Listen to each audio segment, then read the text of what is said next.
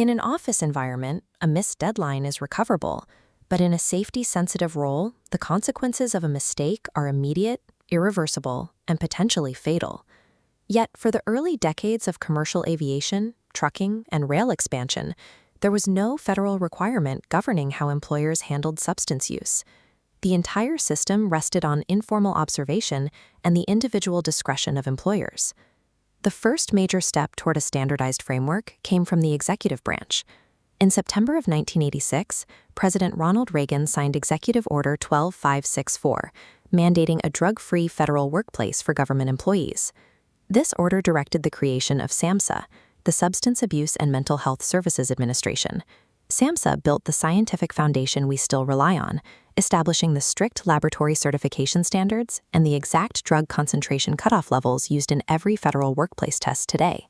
Congress followed up 2 years later with the Drug-Free Workplace Act of 1988, focusing on federal contractors. It required companies to write substance policies and offer employee assistance programs, but it omitted any requirement to actually test workers. The government had successfully defined the laboratory science, but by leaving civilian testing optional, a massive vulnerability remained in the commercial transportation network. The cost of relying on voluntary oversight appeared on January 4, 1987, just outside Chase, Maryland. A Conrail locomotive crew had smoked marijuana before reporting for duty. Before moving their massive freight train out of the yard, the crew intentionally disabled their cab's signal system, the specific safety mechanism designed to alert them to a stop. Operating without alerts, the impaired crew blew past multiple track signals and entered the main line. An Amtrak passenger train traveling at 120 miles per hour struck the locomotive. 16 people were killed and 174 were injured. The National Transportation Safety Board's investigation, Report RAR 88-01, confirmed marijuana metabolites in both crew members, but it also exposed deeper organizational failure. The crew displayed clear behavioral indicators, supervisors missed them, and no reasonable suspicion evaluation was initiated. The collision definitively proved that voluntary policies and informal observation could not reliably stop impaired operators from taking the controls.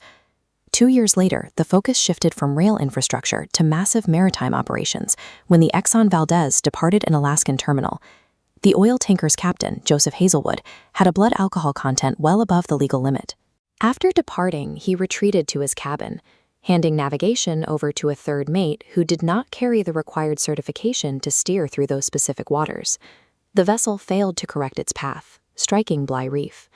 The impact ruptured the cargo holds, dumping 11 million gallons of crude oil into the water and coating 1,300 miles of coastline.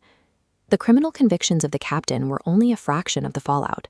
The cleanup efforts, fines, and civil damages cost billions of dollars and devastated regional fishing communities for decades. The scale of the grounding demonstrated that one impaired operator can dismantle regional ecosystems and local economies for decades. The threat of workplace impairment also evolves.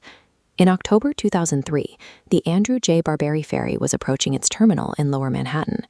The assistant captain at the controls suddenly lost consciousness. The ferry struck a maintenance pier at full speed, killing 11 passengers and injuring 70 more.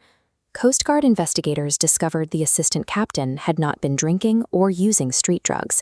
He was incapacitated by hydrocodone, a strictly regulated prescription opioid painkiller.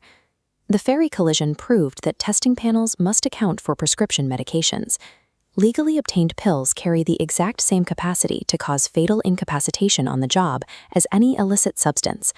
The crashes at Chase, Prince William Sound, and Lower Manhattan comprise a clear, preventable pattern of vulnerability. The documented historical record of death and destruction forced the federal government to replace voluntary oversight with strict mandatory rules. Congress responded directly to these failures by passing the Omnibus Transportation Employee Testing Act of 1991, mandating comprehensive drug and alcohol testing programs across all transportation agencies.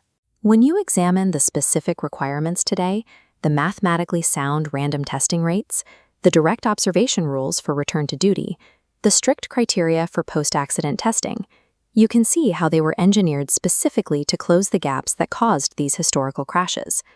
The DOT testing framework serves as a direct legislative response to documented tragedy. built to ensure that public safety dictates every shift you work and every decision you make.